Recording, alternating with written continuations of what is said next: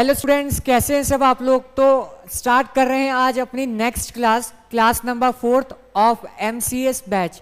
Sir जितने भी students हैं जो केस स्टडीज़ करना चाहते हैं, कॉर्पोरेट लॉ केस स्टडीज़, वो भी इस वीडियो को देख सकते हैं सर, कोई दिक्कत की बात नहीं है। और MCS का बैच स्टार्ट हो चुका है, फास्ट ट्रैक बैच जो आप जानते ही हैं सर। और क्लास नंबर 4th हम लोग स्टार्ट कर रहे हैं सर आज। तो सर बेसिक बातें तो हो गई सर, आज से हम लोग केस स्टडीज़ पढ़ेंगे sir daily.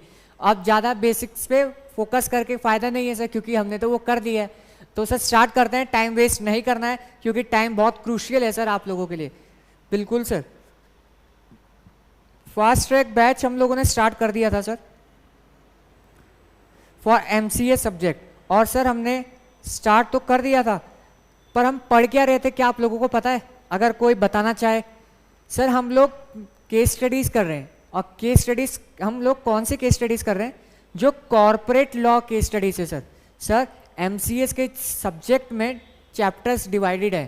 Company law case studies, securities law case studies, insolvency law case studies, ऐसे चैप्टर्स डिवाइडेड है। और हमने कॉर्पोरेट लॉ केस स्टडीज़ या कंपनी लॉ केस स्टडीज़, यानी कि कंपनी लॉ से रिलेटेड कोई भी प्रोविज़न या कंपनी लॉ से रिलेटेड कोई भी केसेस डिस्प्यूट अगर कोर्ट में गए हैं तो वो केसेस हम लोगों को MCA सब्जेक्ट में पढ़ने हैं सर।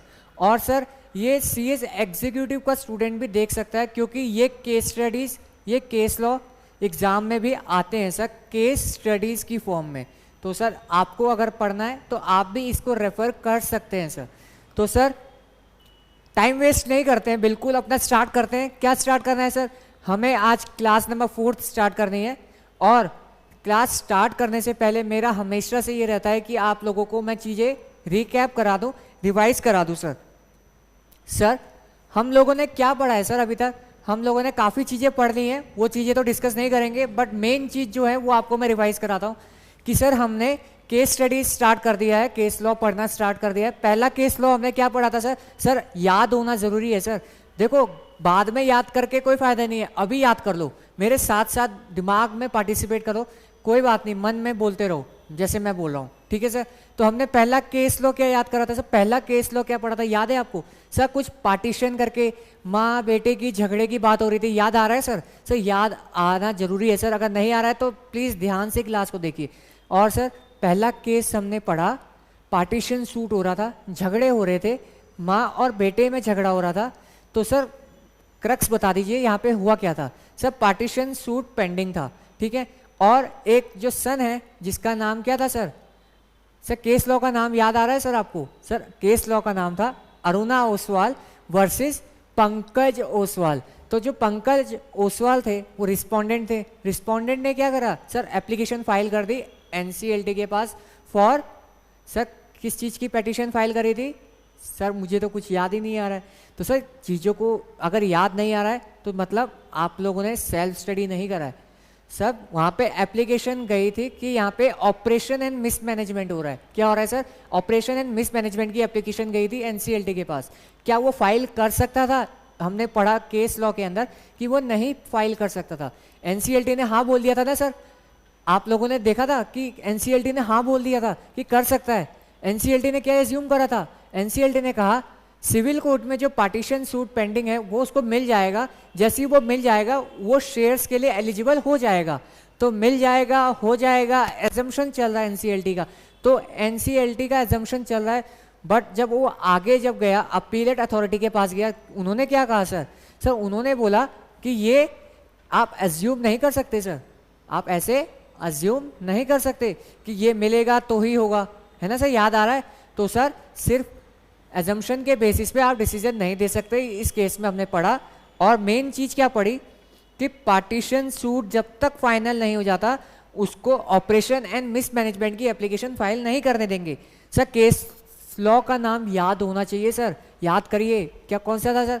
सर माना ओपन बुक है, फिर भी याद तो कर लीजिए, कल को क्या पता कभी बताना पड़ जाए। तो सर केस लॉ का नाम था अरुणा ओसवाल वर्सेस पंकज ओसवाल, ठीक है सर। तो यहाँ पे आपने वहाँ पे क्रक्स वगैरह आपके नोट्स में दिया हुआ है, उसको एक बार गो थ्रू कर लेना।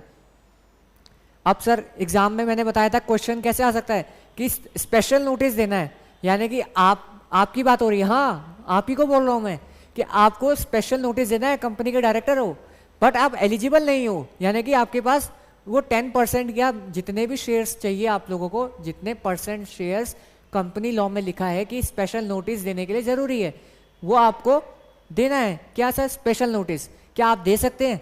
हाँ आप ही से कह रहा हूँ, क्या दे सकते हैं? सर किसको कह रहे हो? हाँ आपको कह रहा हूँ, कमेंट बॉक्स में बताओ क्या दे सकते हैं क्या? बच्चा कह रहा है सर हमें कहाँ कह रहे हो सर, आप तो औरों को कह रहे हो। सर आप ही को कह रहा हूँ। तो सर स्पेशल नोटिस आप दे सकते हो अगर आपके पास 10% शेयर नहीं है। सर आप नहीं दे सकते, आप ऑपरेशन एंड मिस मैनेजमेंट की तरह यहाँ पे भी एप्लीकेशन फाइल नहीं कर सकते। क्यों नहीं कर सकते? क्योंकि आप एलिजिबल नहीं हो। कंडीशन ये थी कि आपको वो शेयर्स मिलने वाले थे, पार्टीशन सूट में अपने पेरेंट्स से वो शेयर्स मिलने वाले थे, बट अभी मिले नहीं है। तो क्या वो मिल सकता है? सर एग्जाम में क्वेश्चन आ गया, आप क्या करोगे?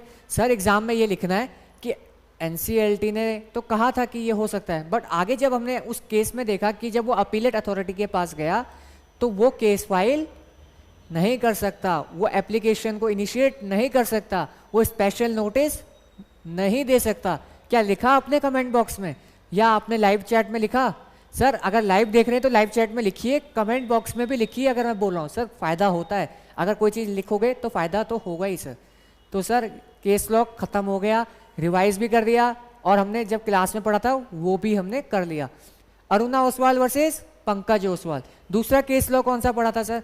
याद करिए सर, बिल्कुल याद करिए, कुछ तो याद करिए सर। दूसरा केस लॉ हमने एक पढ़ा था आशीष ओ लालपुरिया वर्सेस कुमाका इंडस्ट्रीज। आशीष एक शेयर होल्डर था, कुमाका इंडस्ट्रीज एक कंपनी थी। तो सर कंपनी क्या कर रही थी? Sir company compromise and arrangement की एप्लीकेशन फाइल कर रही थी ना सर, कॉम्प्रोमाइज की अरेंजमेंट, एक स्कीम को जो है अप्रूव कराना चाहती थी। तो क्या वो स्कीम अप्रूव हुई? सर वो स्कीम जो थी वो एक मियर रेक्टिफिकेशन था, यानी कि उन्होंने कुछ प्रोसीजरल लैप्स कर रहे थे। क्या प्रोसीजरल लैप्स कर रहे थे? क्या लैप्स था सर? सर उन्होंने नोटिस नहीं भेजा। जो कॉम्प्रोमाइज एंड अरेंजमेंट का प्रोविजन है, जो एक्ट है, वहाँ पे एक सेक्शन दिया हुआ है कि नोटिस सारे रेगुलेटर्स को देना जरूरी है, इनकम टैक्स को, आरबीआई को, सर सीसीआई को, जो भी कंपनी, अगर लिस्टेड कंपनी है तो सेबी स्टॉक एक्सचेंजेस को नोटिस देना जरूरी है, ताकि पता तो चले कि भाई कुछ गड़बड़ तो नहीं है, क्योंकि वो अपना रिप्लाई देंगे कि हाँ अगर ये लिस्टेड कंपनी है और इसको कॉम्प्रोमाइज एंड अरेंजमेंट करना है। नोटिस दे दिया, अब नोटिस के बाद वो रेगुलेटरी अथॉरिटीज क्या करेगी? चेक करेगी और रिप्लाई देगी, हाँ ठीक है हमने रिप्रेजेंटेशन दे दिया, रिप्लाई दे दिया है। रिप्लाई क्या दिया है सर? हाँ कर लो, लिस्टेड कंपनी कर लो, क्या कर लो सर? कॉम्प्रोमाइज एंड अरेंजमेंट कर लो। तो जो रिप्लाई है वो भी आगे सेंड करना पड़ता है सर। तो सर अगर उन्होंने सेंड नहीं करा तो मानते हैं कि वो खुश हैं। खुश होना जरूरी है सर, लाइफ में खुश होना जरूरी है। तो सर यही था। अब नोटिस उन्होंने नहीं दिया और एनसीएलटी ने क्या करा? वेव ऑफ कर दिया सर। कोई बात नहीं, अपना ही बच्चा है सर, मेरा ही मतलब रिश्तेदार का लड़का है, बच्चा अपना ही हुआ ना सर, रिश्तेदार का हुआ अपना हुआ एक ही बात है। तो मैंने मना कर दिया। एनसीएलटी के जज ये बोल रहे हैं सर बट क्या ऐसा हो सकता है? क्या ये ऐसा होना चाहिए? एज अ सीएस आप मुझे बताइए, या एज अ पर्सनली आप एक इंडिविजुअल बताइए, क्या ऐसा होना चाहिए? नहीं होना चाहिए ना सर। इसीलिए एनसीएलटी ने क्या कहा था कि सर कंप्लायंस को क्या करना है? कंप्लायंस को एनकरेज करना है सर, डिसकरेज नहीं करना है कि आप डिसइनकरेज कर रहे हो, कि बोल रहे हो कि कोई बात नहीं मत करो। तो सर लॉ ही क्यों बनाया? ये था इसका मेन रीज़न कि आशीष वाले केस में क्या हुआ था, शेयर होल्डर्स ने फिर एप्लीकेशन डाली कि सर ये गलत कर रहे हैं आप देखिए, और एनसीएलटी ने तो आशीष के अगेंस्ट में बोला था। ये था केस लॉ नंबर 2। तो सर सेकंड केस में क्या हुआ था, इसका क्रक्स ये है कि कंप्लायंस शुड बी इनकरेज। आप ऐसे वेव ऑफ नहीं कर सकते। वेव ऑफ का मतलब मैंने बताया था सर, वेव ऑफ का मतलब क्या बताया था, हमें याद तो कुछ आ नहीं रहा सर, याद करिए ना सर, तभी तो कह रहे हैं कि पढ़िए डेली, सेल्फ स्टडी जरूरी है। मैं तो पढ़ा के चले जाऊंगा सर, आप फिर वहीं लटके रह जाओगे। तो सर वेव ऑफ का मतलब है कि ऐसी ऑब्लिगेशन जो आपके ऊपर थी, ऑब्लिगेशन टू डू था बट आपने नहीं करा, यानी कि मेरे ऊपर ऑब्लिगेशन थी कि मुझे नोटिस भेजना है और एनसीएलटी ने मुझे मना कर दिया सर, तो इसको कहते हैं वेव ऑफ कर देना कोई भी ऑब्लिगेशन या लॉ से। थर्ड केस लॉ पढ़ा सर हमने, अली बाबा वर्सेस नबी बादशाह। आप अली बाबा थे, याद आ रहा है सर? आप लोग क्या थे? आप लोग अली बाबा थे, और अली बाबा डायरेक्टर था। क्या डायरेक्टर रेजिग्नेशन के बाद ऐसे एक्ट के लिए लायबल है जो कंपनी ने करे हैं उसके रिजाइन होने के बाद? सर ऐसा तो आपने बताया था, याद आ रहा है सर, याद आ रहा है ना सर, तो बढ़िया है सर, याद आते रहना चाहिए और एग्जाम तक तो याद रखना है सर। तो सर क्या वो लायबल होगा? सर मैंने बोला था भाड़ में गया, उसने नोटिस दिया हो रेजिग्नेशन का या नहीं दिया हो, सर वो लायबल नहीं होगा उसके बाद के एक्ट के लिए, चाहे वो वहां पे चाय पीने ही क्यों ना गया हो। कंपनी में गया था चाय पीने और वहां पे कुछ अरेंजमेंट हो रहा था और वो बैठा हुआ था, बट उसने रिजाइन कर दिया था सर, तो क्या वो सिर्फ बैठा हुआ है कंपनी में, इस बेसिस पे आप लोग उसको क्या लायबल करेंगे? नहीं सर, फिर कोई डायरेक्टर बनेगा ही क्यों? आप भी तो सीए से कभी डायरेक्टर बनेंगे ना कंपनी के, बना देते हैं सर, कंपनी वाले रिलायंस वाले आपको डायरेक्टर बना देते हैं।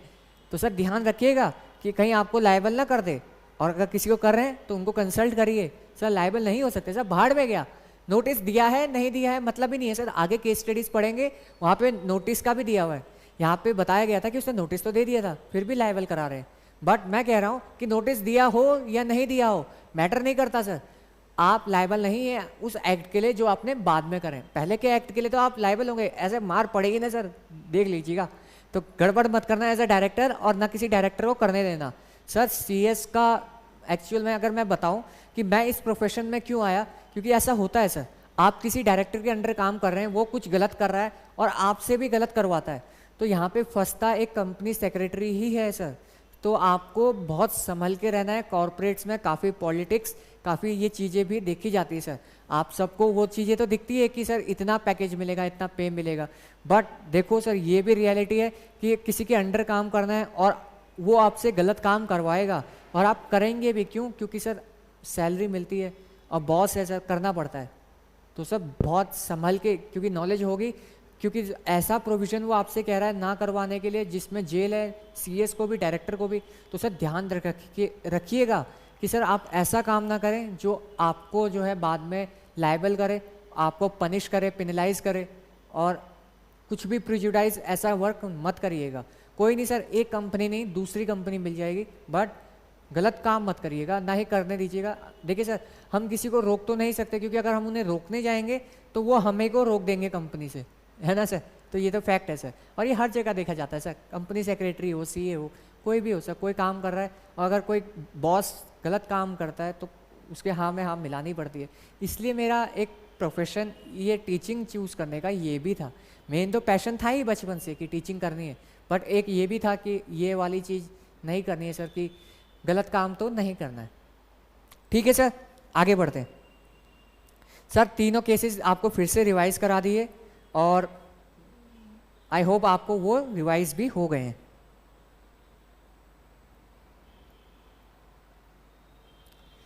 हाँ, इसका अगर आपको स्क्रीनशॉट लेना है तो आप स्क्रीनशॉट ले सकते हैं। पक्का सर? आइए सर आगे बढ़ते हैं।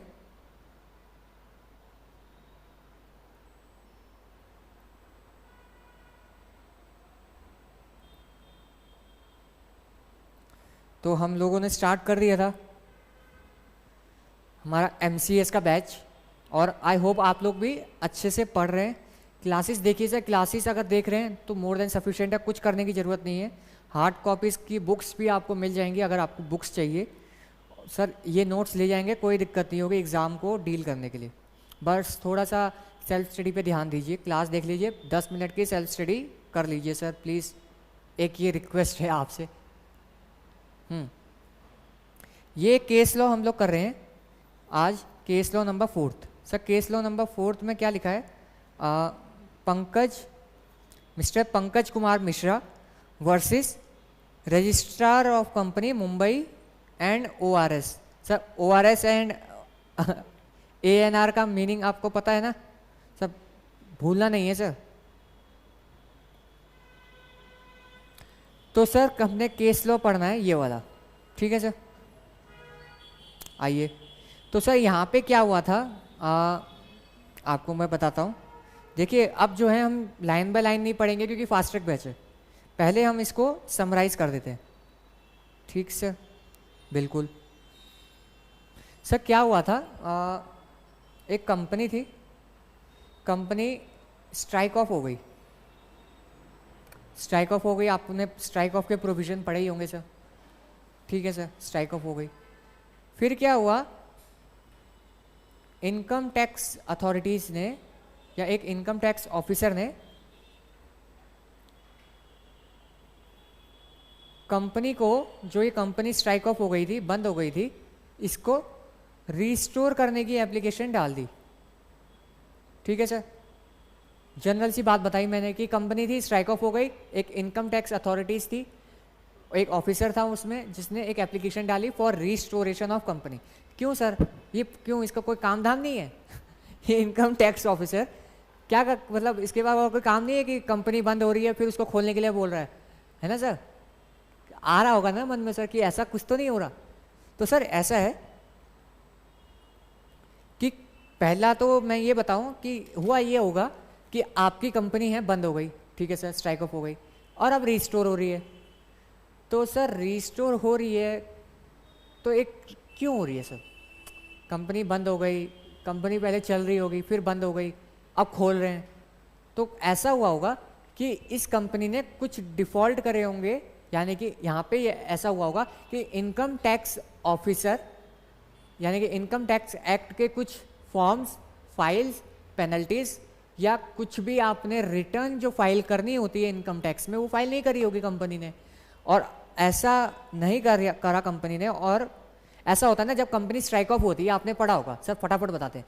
स्ट्राइक ऑफ हो रहा है, कंपनी स्ट्राइक ऑफ हो रही है, आपने प्रोविजन पढ़े हैं ना सर? ऐसा मत बोलना कि प्रोविजन नहीं पढ़े हैं और आप पढ़ा दीजिए सर, इतना टाइम नहीं है अपने पास। सर स्ट्राइक ऑफ में क्या होता है, हमें नोटिस या रिप्लाई के लिए जाना पड़ता है, सबसे पहले वही तो होता है स्ट्राइक ऑफ का प्रोसीजर, की नोटिस देना है किसको सर? सारी रेगुलेटरी अथॉरिटीज़, हर जगह यही आ रहा है सर, हर जगह यही आ रहा है। तो सर सारे रेगुलेटरी अथॉरिटीज़ को नोटिस जाता है कि सर हम बंद कर रहे हैं, क्या बंद कर दें? तो सर वो ऑब्जेक्शन रेज करते हैं, अगर किसी को ऑब्जेक्शन नहीं है तो बंद हो जाती है, और यहाँ बंद हो गई। तो सर यहाँ पे क्या हुआ, इनकम टैक्स अथॉरिटी को लगा कि नहीं ये बंद नहीं होनी चाहिए, इसको खोलो। क्यों? इसने काफ़ी प्रोविजंस, काफ़ी जो पेनल्टीज, फॉर्म, रिटर्न्स फाइल करने चाहिए थे वो नहीं करे, इससे जो है गवर्नमेंट को नुकसान हो रहा है, मान लो 1,00,000 करोड़ का नुकसान हो रहा है। तो सर इसको तो फिर खोलना पड़ेगा ना सर, बिल्कुल खोलना पड़ेगा। और दूसरा मैं आपको एक प्रैक्टिकली बताता हूँ, फटाफट बताता हूँ।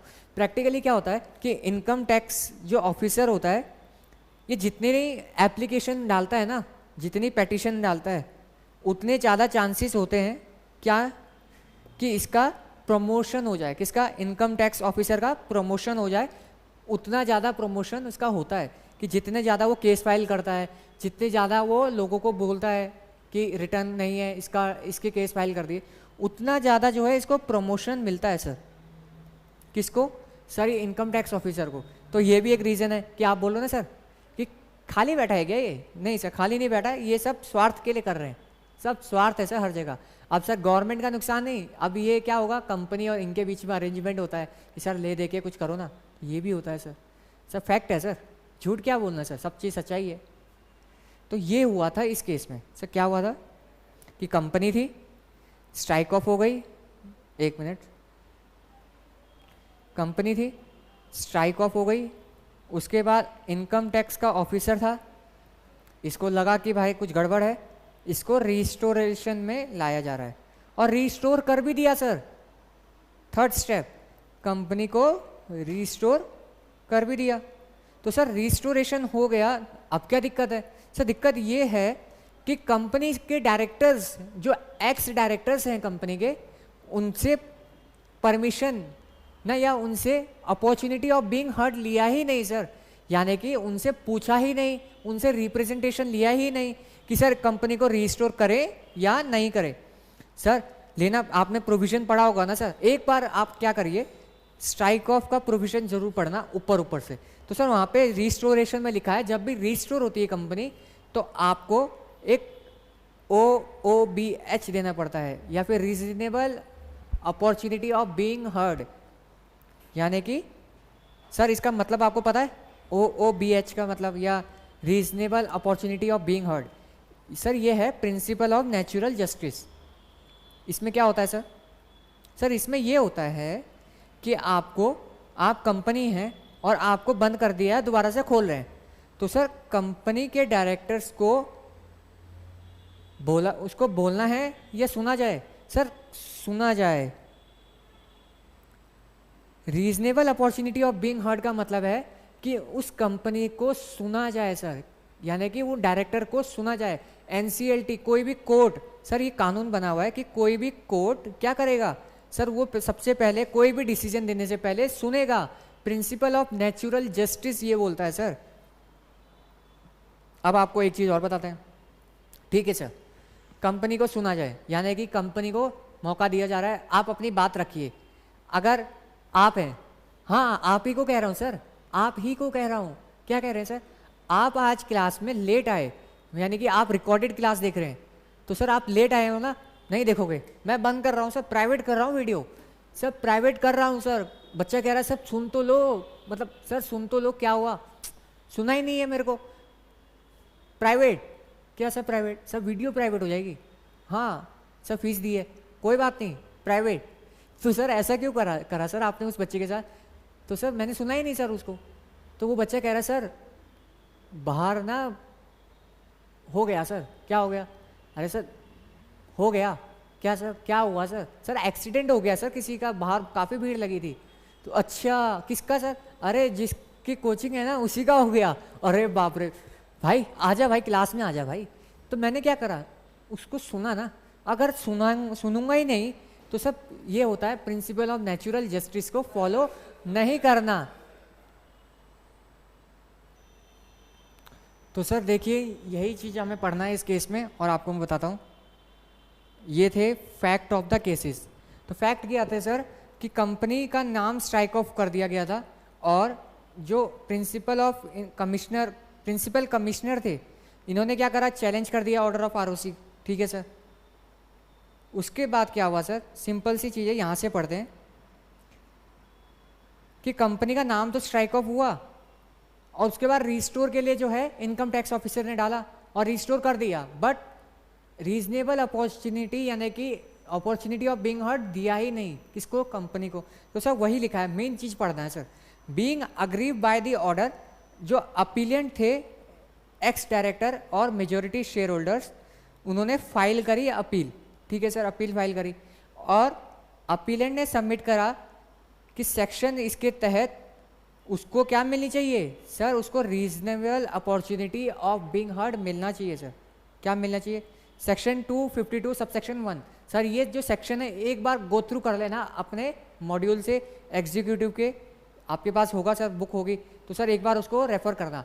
तो जो है डायरेक्टर थे, एक्स डायरेक्टर लिखा हुआ है, क्योंकि सर कंपनी तो बंद हो गई है, और जो शेयर होल्डर्स थे उन्होंने बोला कि हमें अपॉर्चुनिटी नहीं मिली। अब सर देखिए ये अपॉर्चुनिटी मांग रहे, तो मान लो मैं NCLT या NCLAT हूँ, मैंने अपॉर्चुनिटी दी, हाँ भाई हम लोग तुम्हें, आप लोगों से ही बात कर रहा हूँ मैं आप लोगों को बंद करने वाला हूँ। अब आप मुझे बताइए मैं आपको बंद क्यों ना करूँ? सर ऐसा है कि हमने कुछ ऐसा ऐसा करा था, तो बस ऐसा ही करा था, तो ऐसा ऐसा करके आप हमें बंद मत करना। ठीक है सर, मैंने आपको क्या दे दी? Reasonable opportunity of being heard दे दी। अब मैं क्या करूँगा? दो काम कर सकता हूँ सर मैं, एक या तो कंपनी बंद, या मतलब कंपनी को स्ट्राइक ऑफ रहने दूंगा जो पहले से थी उसका स्टेटस, या मैं क्या करूँगा सर, जो मैं करने आया था सर रिस्टोर कर दूंगा। सर यही तो हुआ था, मैं रिस्टोर करने वाला हूँ, आपको अपॉर्चुनिटी दी, हाँ बोलो, आपको सुना जाएगा, कानून ने बोला हुआ है सुनाओ। सर हमें बंद मत करो, ठीक है चलो बंद करो। तो ये है सर, मतलब गेम देख रहे हो आप, मतलब कभी कभी लॉ देख कर हंसी भी आती है। तो सर यही यहाँ पे भी हो रहा है। तो सर रीजनेबल अपॉर्चुनिटी नहीं दी, सर दे भी देते तो भी अगर वो बंद कर देते क्या फ़ायदा। बट कुछ केसेस में क्या पता कंपनी के खिलाफ ना जाते हुए कंपनी के फेवर में जा रहा हो कि हाँ रीजनेबल अपॉर्चुनिटी दी, कंपनी ने बताया सर हमने इस वजह से हमने करा, ये प्रूफ दिए कि सर इनकम टैक्स से हमारा कोई रिलेशन नहीं है, हम सब क्या है क्लीन है। तो सर क्या पता NCLT ना करती रिस्टोर, सर ये भी पॉसिबिलिटी है। क्योंकि बच्चे बोलते हैं ना सर कि सर क्या फ़ायदा सर, जब उसको करना ही नहीं है, जब उसको बंद ही करना है, तो ये reasonable opportunity of being heard वो क्यों दे रहा है सर, समझे सर, यही चीज़ है। तो सर टेक अवे निकल के क्या आया कि क्या OOBH देना है, यानी कि अपॉर्चुनिटी ऑफ बीइंग हर्ड देना है कंपनी को, अगर वो रिस्टोर कर रही है तो क्या देना है सर। तो NCLAT ने बोला before any restoration of company आपको अपॉर्चुनिटी देनी पड़ेगी सारी कंसर्न पार्टी को, और अगर नहीं दिया, क्योंकि इस केस में तो नहीं दिया, तो NCLAT ने क्या करा, सेट असाइड कर दिया, यानी कि जो ऑर्डर आया था उसको हटा दिया सर, उसको सेट असाइड कर दिया। यानी कि सर टेक अवे निकल के आ रहा है सर। सर यही मेन है, इसको ध्यान से सुनिए कि इस केस में क्या हुआ था कि सर कंपनी स्ट्राइक ऑफ हो गई, इनकम टैक्स ऑफिसर ने, मतलब स्ट्राइक ऑफ कौन करता है सर, आरओसी करती है या तो आप खुद से जाते हो, तो आरओसी ने करा, यहाँ पे आरओसी ने कंपनी को स्ट्राइक ऑफ कर दिया। अब जो है इनकम टैक्स ऑफिसर खुश नहीं है, किससे, आरओसी के डिसीजन से। अब वो जा रहा है रिस्टोरेशन के लिए एनसीएलटी के पास, और एनसीएलटी ने रिस्टोरेशन कर दिया बिना किसी अपॉर्चुनिटी ऑफ बीइंग हर्ड दिए, सुना भी नहीं। अब वो जो एक्स डायरेक्टर थे जिन्हें सुना नहीं गया, जो शेयर होल्डर थे जिन्हें सुना नहीं गया, वो गए भागते भागते एनसीएलटी चाचा के पास, एनसीएलटी चाचा के पास, सॉरी सर चाचा तो एनसीएलटी है, और उससे बड़ा क्या हुआ है सर, चाचा के पिताजी दादाजी, तो उनके पास गए, तो एनसीएलटी के पास गए, दादाजी के पास गए। सर देखो सर सुन भी नहीं रहे सर, हमारी सुन भी नहीं रहे चाचा, चाचा ताऊ सुनते ही नहीं है सर, पता नहीं अपने ही रहते हैं रिश्तेदारी में। तो सर एनसीएलटी ने बोला अरे कैसे नहीं सुनेगा, अभी कान खींचता हूँ। तो सर जो भी उसने बोला कि भाई सुनना चाहिए तुझे, समझाया एनसीएलटी ने कि भाई अपॉर्चुनिटी ऑफ बीइंग हर्ड दो, कंपनी को रिस्टोर कर रहे हो, कानून में लिखा है ना, तो कानून तो मानना पड़ेगा आपको, वही है सर। सर आपको टेक अवे निकल के ये आया कि एग्जाम में पूछा जाएगा, सिंपल यही पूछेंगे कि अपॉर्चुनिटी ऑफ बीइंग हर्ड मिलना चाहिए, क्योंकि यहाँ पे जो केस स्टडीज़ बन के आया क्वेश्चन में उसमें तो नहीं दिया। तो सर आप बोलोगे सर केस लॉ हुआ था, ये केस लॉ का नाम कोट करोगे, सर एनसीएलटी ने तो नहीं दी थी, बट आगे जब वो अपीलेट अथॉरिटी के पास गया तो सर उन्होंने सेट असाइड कर दिया ये ऑर्डर और बोला कि इस जो है अपॉर्चुनिटी ऑफ बीइंग हर्ड देना पड़ेगा। ठीक है सर, ये था सर केस लॉ नंबर 4। यहाँ पे जो है इसका नेम थोड़ा गलत है, इसको ध्यान मत देना अभी। नेक्स्ट जो है केस हम करते हैं फटाफट, registrar of company West Bengal versus Karan Kishore, NCLT का केस है सर, यानी कि अपीलेट अथॉरिटी के पास गया हुआ है। जो रिस्पोंडेंट थे वो डायरेक्टर थे 20 से ज़्यादा कंपनी में। आपको इतना तो पता है ना सर कि 20 से ज़्यादा कंपनी में डायरेक्टर नहीं हो सकते। सर बिल्कुल पता है सर, हमें पता है भैया, हमें पता है, इतना क्या बता रहे हो हमें सर, डाउट रहता है थोड़ा थोड़ा। ठीक है सर, शो कॉज नोटिस दिया गया, किसने सर, आरओसी ने शो कॉज नोटिस दिया, भाई 20 से ज़्यादा कंपनी में हो, बताओ क्या चक्कर है आपका। और रिस्पोंडेंट ने बोला कि हाँ मैं गिल्टी हूँ, मैं गिल्टी हूँ, वो खुद बोल रहा है मुझसे गलती हुई है, मैं गलत रास्तों में पड़ गया था, मैं लड़की लड़के के मतलब इस रिलेशन में पड़ गया था सर, मैंने अपना साल बर्बाद कर दिया, ये चीज़ें हुई हमारे साथ। तो सर यहाँ पे मान रहा है, खुद लड़का भी मान रहा है, लड़की भी मान रहा है कि हम रिलेशनशिप में पड़ गए थे। तो सर वो बोल रहे हैं मम्मी पापा से कि हाँ आपको पता चल गया ना, हम पड़ गए थे, हम मानते हैं हम गलती है, अब बताओ कि आगे क्या करना है, घर में घुसने दोगे नहीं दोगे। तो आगे बढ़ते हैं, तो कहते हैं कि कुछ तो कंपाउंडिंग करो, हमसे गलती हुई है, 20 से ज़्यादा कंपनी में डायरेक्टर बन गए, अब क्या करना है आगे बताइए ना। तो सर आगे कंपाउंडिंग हो रही है, कंपाउंडिंग सेक्शन 441 में हो रही है सर। सर मैं किसी कंपनी में 20 से ज़्यादा कंपनी में डायरेक्टर हूँ, मैंने प्रोविज़न को फॉलो नहीं करा, तो सर मैंने प्रोविज़न के अगेंस्ट में 20 से ज़्यादा कंपनी में डायरेक्टर बन गया, तो सर पेनलाइज तो मैं होऊंगा ना। तो सर उसके लिए क्या होता है, सर पेनलाइज कर रहे हो पर उतना मत करो, कंपाउंडिंग कर दो सर।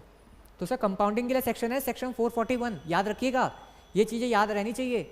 आगे बढ़ते हैं सर, आरओसी ने फॉरवर्ड कर दी रिप्रेजेंटेशन और रिपोर्ट डाल दी ट्रिब्यूनल को। ठीक है सर, आफ्टर हियरिंग दी पार्टीज एनसीएलटी ने कंपाउंडिंग की एप्लीकेशन अलाउ कर दी। सर ध्यान से देखिए, मेन चीज़ अब आ रही है, मेन चीज़ अब आ रही है सर, ध्यान से देखना सर, ये लाइन बहुत इंपॉर्टेंट है। पार्टीज को हियर करने के बाद, सुनने के बाद एनसीएलटी ने क्या करा, कंपाउंडिंग अलाउ कर दी, subject to payment of compounding fees 50,000। अच्छा सर,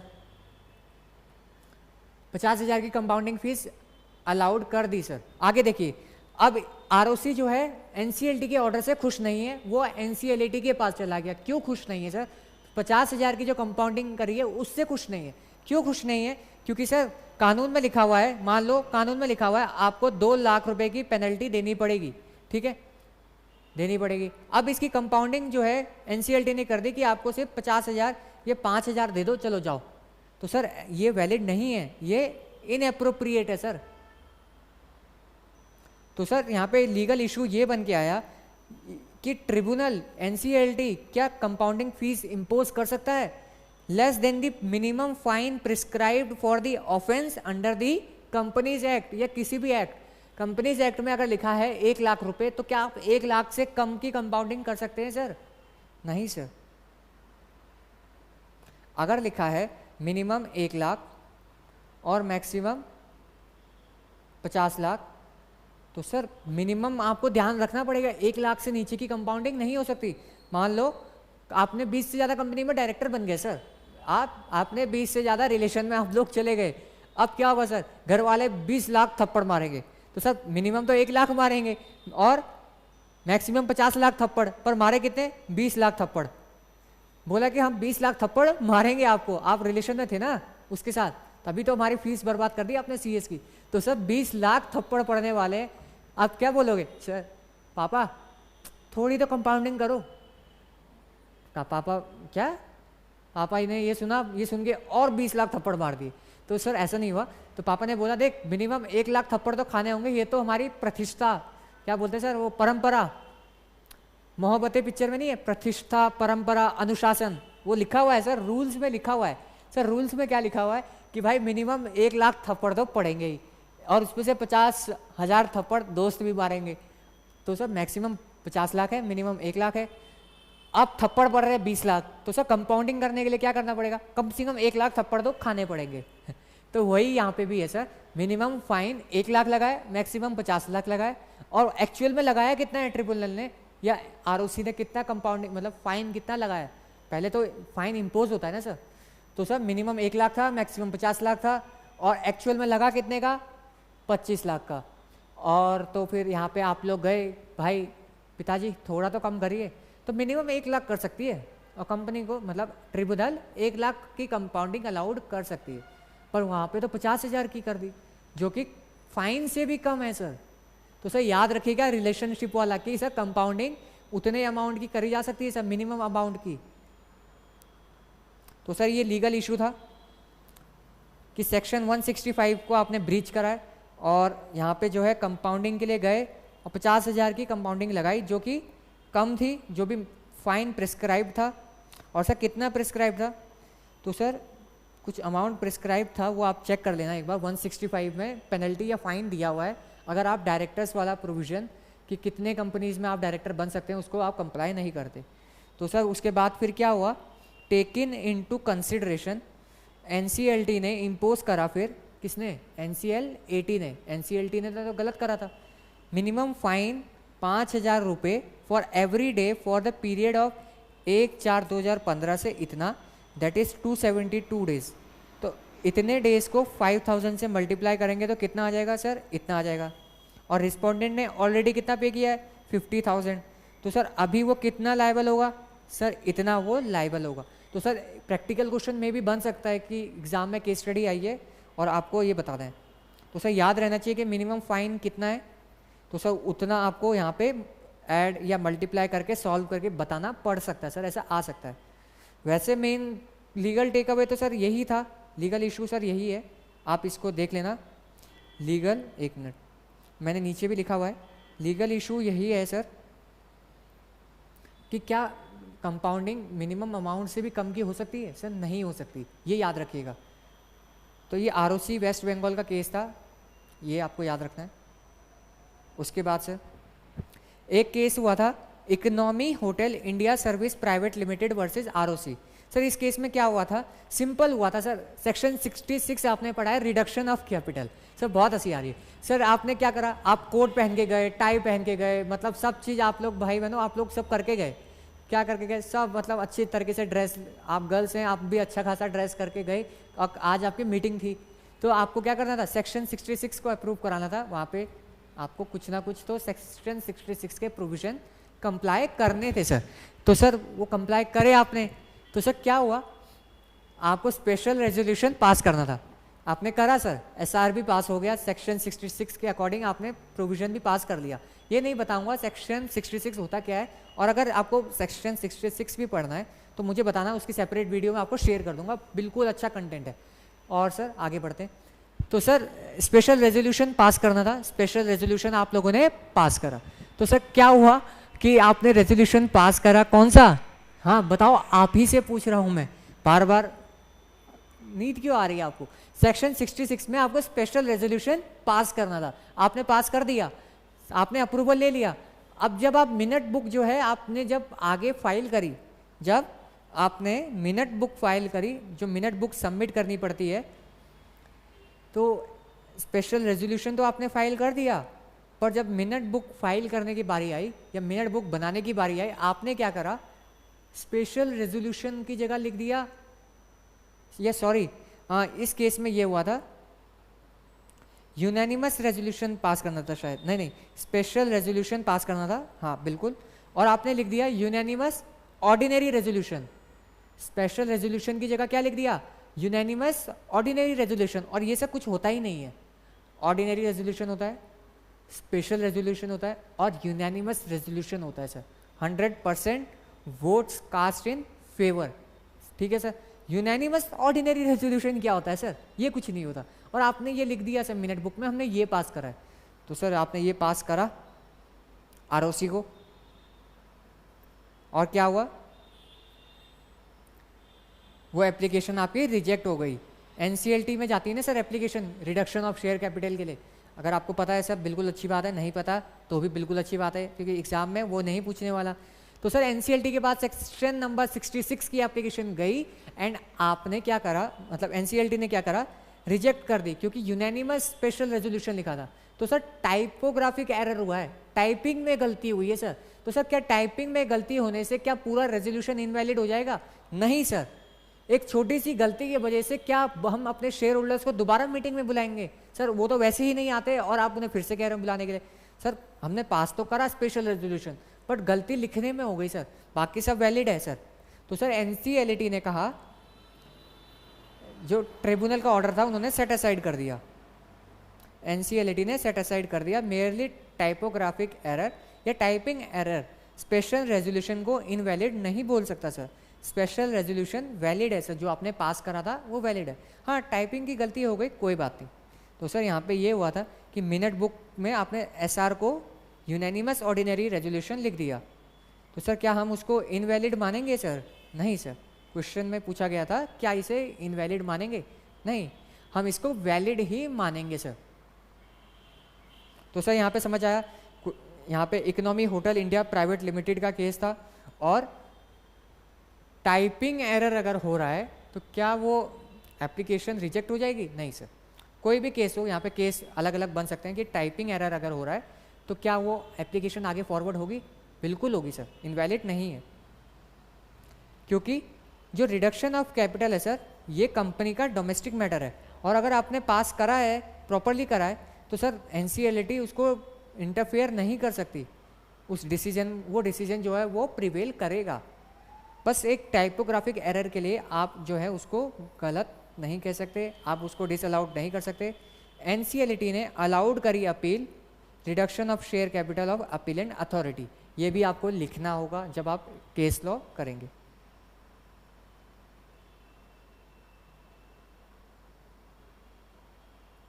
एक केस और हुआ था सर, इस केस में क्या हुआ था कि कंपनी ने एक फाइल, मतलब अपीलेंट ने केस फाइल करा कि कंपनी ने बोगस ट्रांजैक्शन करा है, ठीक है सर, बोगस ट्रांजैक्शन हुआ है।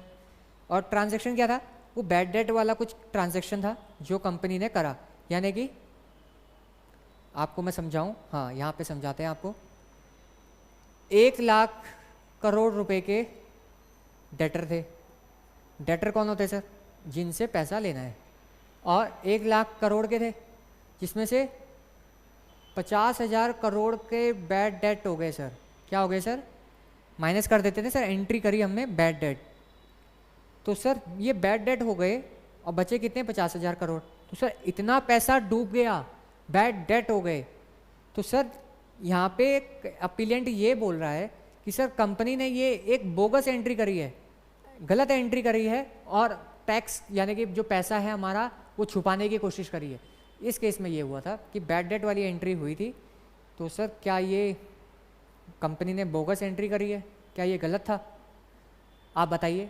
आप सब बोलेंगे सर बिल्कुल गलत था, बट सर ऐसा नहीं है, ये एक कमर्शियल ट्रांजैक्शन है, ये एक कमर्शियल ट्रांजैक्शन है, या फिर कंपनी की ट्रांजैक्शन है जो कि एंट्री होती है सर, कमर्शियल एंट्री है सर। ये बैड डेट हुए हैं, बट कल फ्यूचर में ये बैड डेट रिकवर भी तो होंगे, तो सर इसको वो बोगस एंट्री नहीं कह सकते। तो यही लीगल इशू था कि डायरेक्टर क्या जो है बैड डेट को कर सकते हैं सर, और क्या ये ऑपरेशन एंड मिसमैनेजमेंट होगा, मेन ये चीज़ है सर।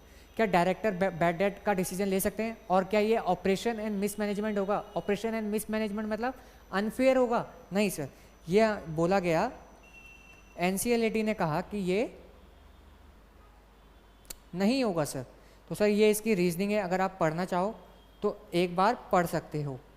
एनसीएलटी ने डिसीजन दिया कि डायरेक्टर्स जो हैं वो राइट ऑफ कर सकते हैं, और ये उनका कमर्शियल डिसीजन है सर। ध्यान से देखिए, इस लाइन को ध्यान से देखिए, ये उनका कमर्शियल डिसीजन है और इस पे जुडिशियल इंटरफेरेंस नहीं कर सकते, यानी कि ट्रिब्यूनल कोर्ट यहाँ पे कुछ नहीं कर सकता।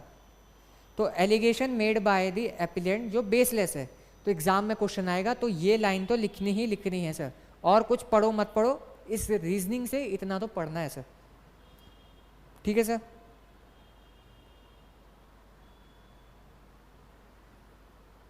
तो सर ये कुछ रॉन्गफुल नहीं हुआ है, ये कंपनी का कमर्शियल डिसीजन था और यहाँ पे यही डिसाइड हुआ। अब कल को ये हो सकता है कि ये केस एनसीएलटी से सुप्रीम कोर्ट के पास जा सकता है ना सर, और सुप्रीम कोर्ट बोल दे कि हाँ ये बोगस एंट्री है, तो हमें तब के लिए वेट करना पड़ेगा कि अगर सुप्रीम कोर्ट ने कुछ कहा है तो उसको हमें फॉलो करना पड़ेगा।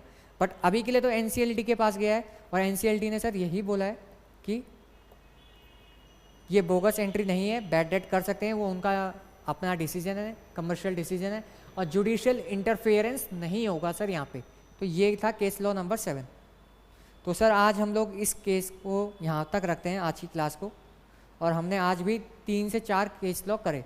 तो सर आपका काम ये है कि जितने केस लॉ हुए हैं उनको आप एक बार रीड कर लें, ऊपर से रीड कर लें। मेन कैसे ही रीड करना है सर? सर आपको रीड करना है, या तो ऐसे आप लोग चार्ट बना सकते हैं, तो ऐसे चार्ट बनाइए कि सर पहले केस में क्या हुआ था अरुणा ओसवाल में कि पार्टीशन सूट पेंडिंग था, दूसरे केस में क्या हुआ था सर कंप्लायंस एनकरेज होना चाहिए था, तीसरे केस में क्या हुआ था सर ये हुआ था, चौथा केस आज हमने पढ़ा जहाँ पे इनकम टैक्स ऑफिसर ने रिस्टोर कर दिया, बट क्या रिस्टोर हो सकता है? अपॉर्चुनिटी ऑफ बीइंग हर्ड दे सकते हैं सर, वो पढ़िए। तो ऐसे पढ़ना है सर, ऐसे नहीं कि पूरा पढ़ते जाओ, एक बार रीडिंग ले लो, उसके बाद सर आपका मतलब 40 केस लॉ 5 मिनट में ख़त्म हो सकते हैं सर, बस थोड़ा सा एफर्ट लगा लो 5 मिनट का बस, तो आपका हो जाएगा। तो सर आज की क्लास यहीं तक रखते हैं, और next class may be tomorrow या डे आफ्टर टुमारो होगी एमसीएस की क्लास नंबर 5 या कॉर्पोरेट लॉ केस स्टडीज़ जो हम लोग कर रहे हैं, कंपनी लॉ केस स्टडीज़, उसकी क्लास नंबर 5 करेंगे। ठीक है सर, अगर समझ में आ रहा है तो भी बताइए, नहीं आ रहा है तो भी बताइए, डाउट्स हैं तो भी बताइए सर, और मिलते हैं अपनी नेक्स्ट क्लास में soon. We will continue the next class from tomorrow sir. बिल्कुल, जय श्री राम, कल मिलते हैं सर।